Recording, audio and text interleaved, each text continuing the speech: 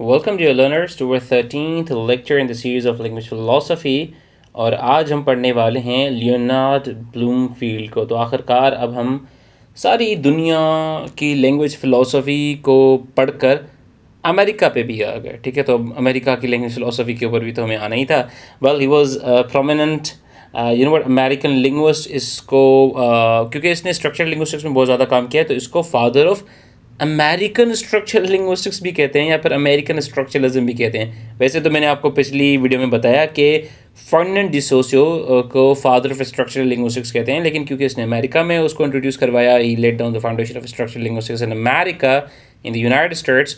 So he is like termed as the father of American structuralism as well by some scholars.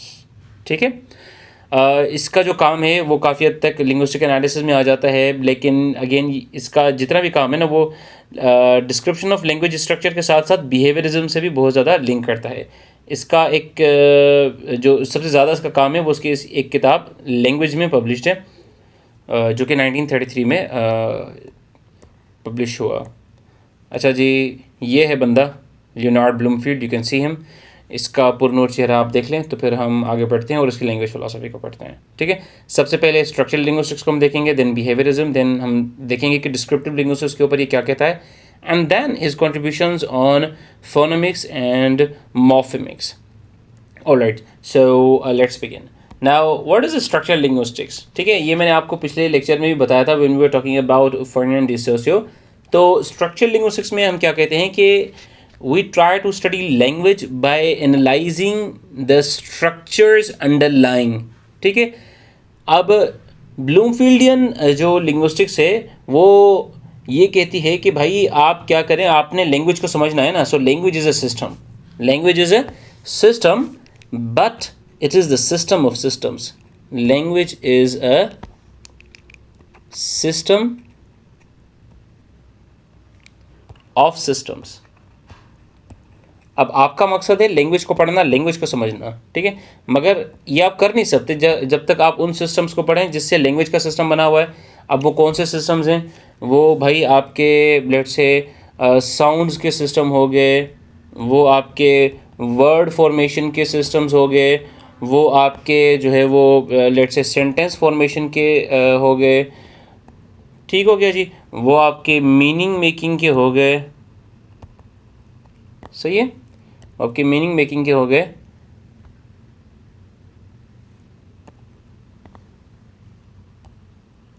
And so on.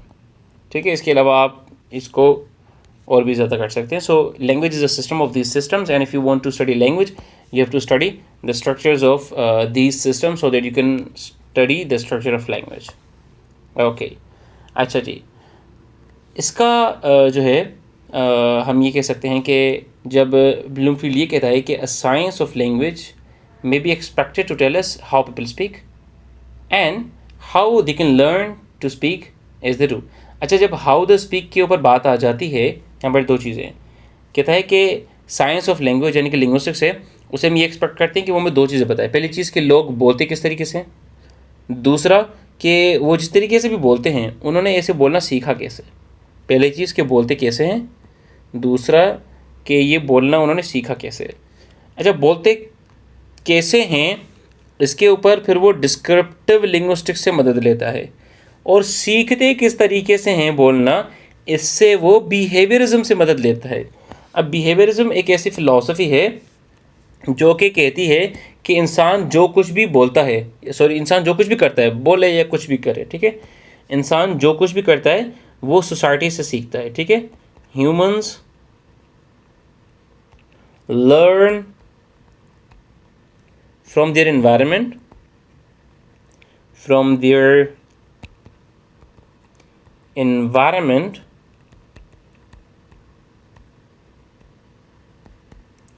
by imitation यानी कि copy करना।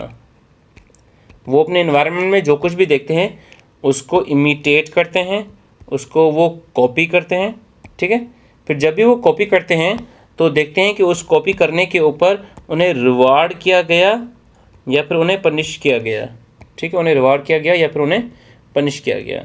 अच्छा, हर वो behaviour जिसके ऊपर उनको रिवार्ड किया गया वो बिहेवियर ये बच्चे रिपीट करते हैं, ठीक है, और हर वो बिहेवियर जिसके ऊपर उनको पनिश किया गया उसको वो रिपीट नहीं करते, ठीक है। हम ये कह लें कि डू नॉट रिपीट। तो इसका मकसद ये होता है, यानी कि जो कुछ भी हम सीखते हैं वो समाज से सीखते हैं, ठीक है।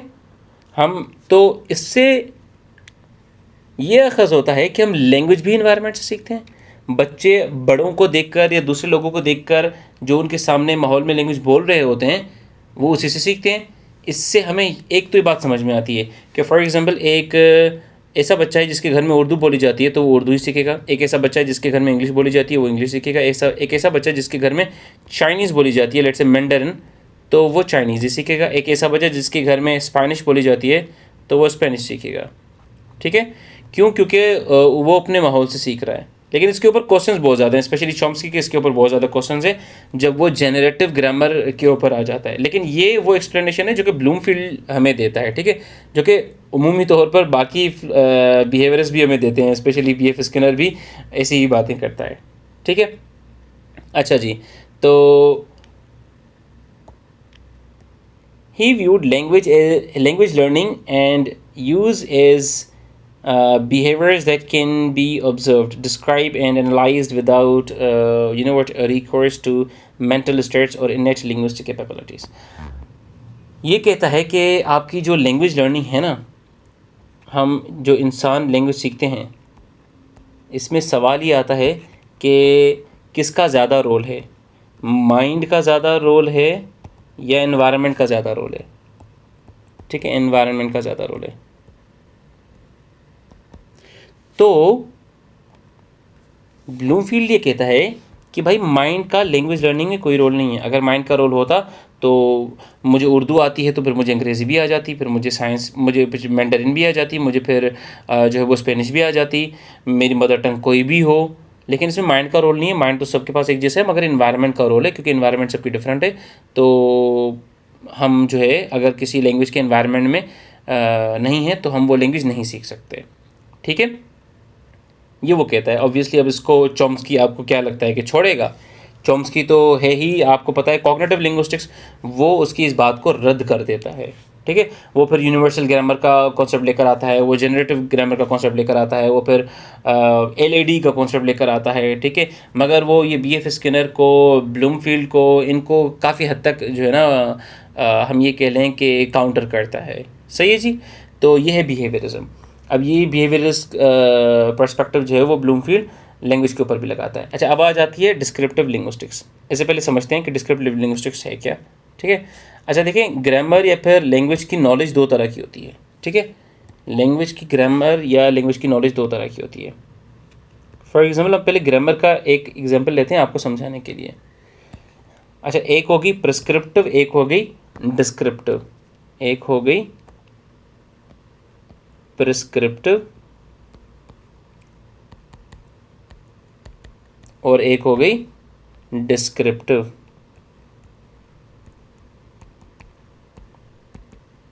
सही है जी।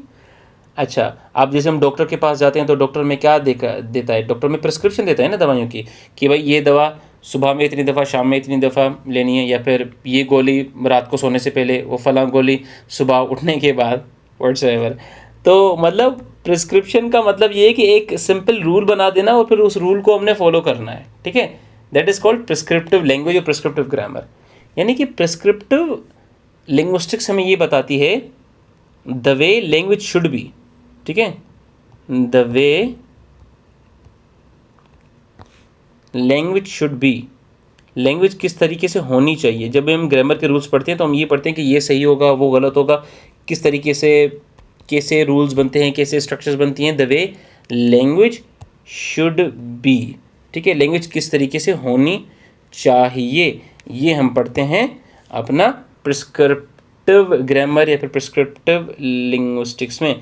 जबकि डिस्क्रिप्टिव में क्या बताता है? The way language is, the way language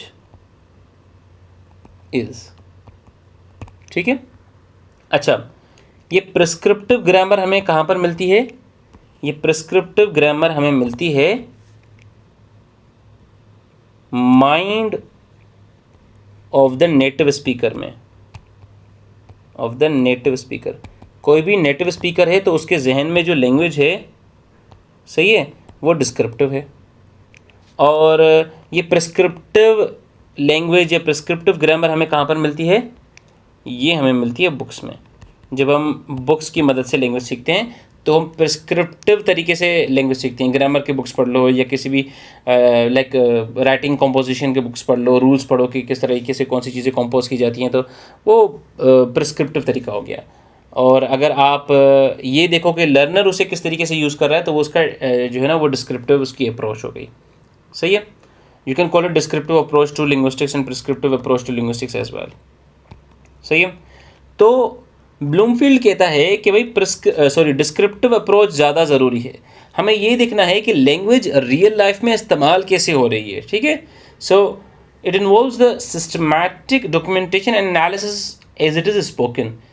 हम डिस्क्रिप्टिव लिंग्विस्टिक्स में ये देखते हैं कि लैंग्वेज दर हकीकत बोली किस तरीके से जा रही है अपने नेटिव लैंग्वेजेस के थ्रू, ऑब्वियसली। ठीक है, it contrast to the prescriptive linguistics which attempts to dedicate how language should be used। सही है जी, ये हमने बता दिया। डिस्क्रिप्टिव और प्रिस्क्रिप्टिव लिंग्विस्टिक्स मैंने आपको समझा दिया।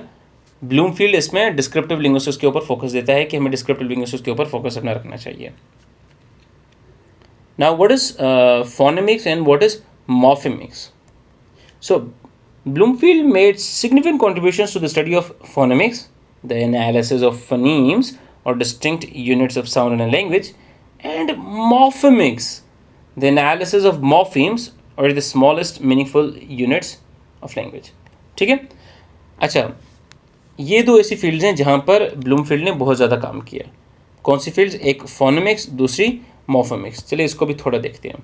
ठीक है, एक है आपके पास फोनेमिक्स, दूसरी है आपके पास मॉर्फेमिक्स। पहले फोनेमिक्स को पढ़ते हैं। मॉर्फेमिक्स, स्पेलिंग की गलती हो जाए तो उसके लिए सॉरी। अच्छा, फोनेमिक्स में हम क्या पढ़ते हैं? Study of phonemes, study of phonemes. Phonemes क्या हैं? फनीम्स हैं sounds, phonemes and sounds of a language. ठीक है, अच्छा, मॉर्फेमिक्स में हम क्या पढ़ते हैं फिर? मॉर्फेमिक्स में हम पढ़ते हैं, ठीक है, स्टडी ऑफ मॉर्फीम्स। यहाँ पर हम मॉर्फीम्स को स्टडी करते हैं। Now what is a morpheme? Morpheme is the minimal meaningful unit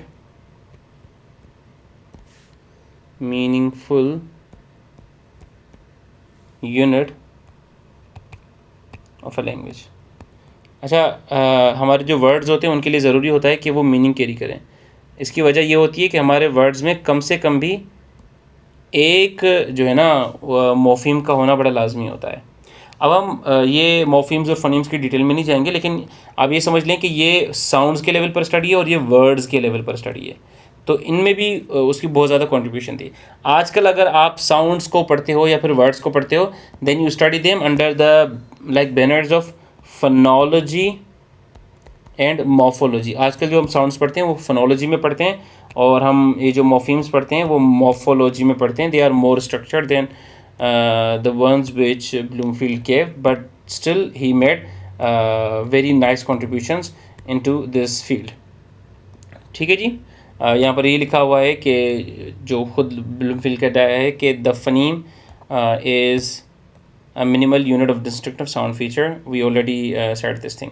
इसके कीवर्ड्स यही है भाई, इसका कीवर्ड लैंग्वेज। ठीक है, इसमें वो अपनी सारी जो है ना वो बातें बताता है related to modern linguistics, related to morphemics and phonemics and like structuralism, और बाकी उसकी अप्रोच टुवर्ड्स व्हाट स्टडी किस तरीके की है। उसका इन्फ्लुएंस ऑफ लेगेसी अगर आप देखेंगे तो स्ट्रक्चरल लिंग्विस्टिक्स के ऊपर इसका बहुत ज़्यादा असर है। इसके अलावा डिस्क्रिप्टिव लिंग्विस्टिक्स के ऊपर इसका बहुत ज़्यादा असर है। बिहेवियरिस्ट इन्फ्लुएंस आपको ज़्यादा दिखेगा। हम थोड़ा क्रिटिसिज्म के ऊपर आ जाते हैं। ठीक है, इसको चॉम्स्की बहुत ज़्यादा क्रिटिसाइज़ करता है। ठीक है, क्योंकि चॉम्स्की कहता है कि भाई हम लैंग्वेज लर्न नहीं करते, हम लैंग्वेज एक्वायर करते हैं। बच्चा जो है वो अपने इन्वायरमेंट से कम अपने जहन से ज़्यादा सीखता है। वो कहता है कि इन्वायरमेंट बस एक ट्रिगरिंग फैक्टर है, बाकी तो बच्चा खुद से सीखता है, क्योंकि बच्चे के जहन के अंदर एक लैंग्वेज की इनेट ब्लूप्रिंट ऑफ नॉलेज होती है, जिससे चॉम्स्की कहता है कि उसके पास यूजी होती है, यूजी यानी कि यूनिवर्सल ग्रामर। इसके अलावा वो एलईडी का कॉन्सेप्ट देता है, लैंग्वेज एक्विजिशन डिवाइस, ठीक है। फिर वो कहता है कि बच्चे के पास एक ऐसी कैपेसिटी होती है कि वो लिमिटेड जो है ना वो एलिमेंट्स ऑफ लैंग्वेज से अनलिमिटेड स्ट्रक्चर्स बना सकता है, जिसको वो कहता है जनरेटिविज्म या फिर जनरेटिव एस्पेक्ट्स ऑफ लैंग्वेज, जो कि ऑब्वियसली बिहेवियरिज्म में नहीं है ना। बिहेवियरिज्म यानी कि सोसाइटी से जो हम सीखते हैं, एनवायरनमेंट से जो सीखते हैं। तो अगर एनवायरनमेंट से बच्चे ने एक स्ट्रक्चर सीखी तो बच्चा 100 वैसी दूसरी स्ट्रक्चर्स किस तरह से बना सकता है। एनवायरनमेंट से तो उसने एक स्ट्रक्चर सीखी, बच्चे ने 100 स्ट्रक्चर्स बना ली। तो चॉम्स्की कहता है कि इसमें एनवायरनमेंट का ट्रिगरिंग फैक्टर है, ज़्यादा रोल जो है वो माइंड का है। ये ज़्यादा हमारे जहन का सारा काम है, हमारे पास एक इन्नेट लैंग्वेज की नॉलेज है जिसकी मदद से हम ये काम कर सकते हैं। अब आपकी मर्ज़ी है, आप ब्लूमफील्ड से एग्री करें या आप चॉम्स्की से एग्री करें, ठीक है। कंक्लूजन में ये देख लें हम, इसका यही फिर से चीज़ कि स्ट्रक्चर लिंग्विस्टिक्स, बिहेवियरिज्म, ठीक है, empirical and scientific study of language के ऊपर है, ठीक है, इसका काम। तो आप इसको फर्दर अगर स्टडी करना चाहते हैं तो आप इसकी ये किताब ज़रूर पढ़ें, लैंग्वेज, किताब का नाम ही लैंग्वेज है। इसके अलावा बाकी आप लियोनार्ड ब्लूमफील्ड एंथोलॉजी को पढ़ लें, ए short history of structural linguistics को पढ़ लें, या कोई भी और किताब ले लें। हमने इन 3 रेफरेंसेस को इस्तेमाल किया हुआ है, ठीक है। उम्मीद है वीडियो अच्छी लगी होगी। अगर अच्छी लगी है तो उसका सबूत लाइक बटन को प्रेस करके दें। चैनल पर नए हैं तो चैनल को सब्सक्राइब कर दें, और अब यार घंटी तो बजानी है, घंटी तो बजा दें, ठीक है। मिलते हैं आपसे एक अगली वीडियो में, जब तक देखते रहिए, अपना ख्याल रखिए, ठीक है। Thanks for watching. ये सारा लेक्चर है, अगर चाहें तो स्क्रीनशॉट वगैरह ले लें आप बेशक।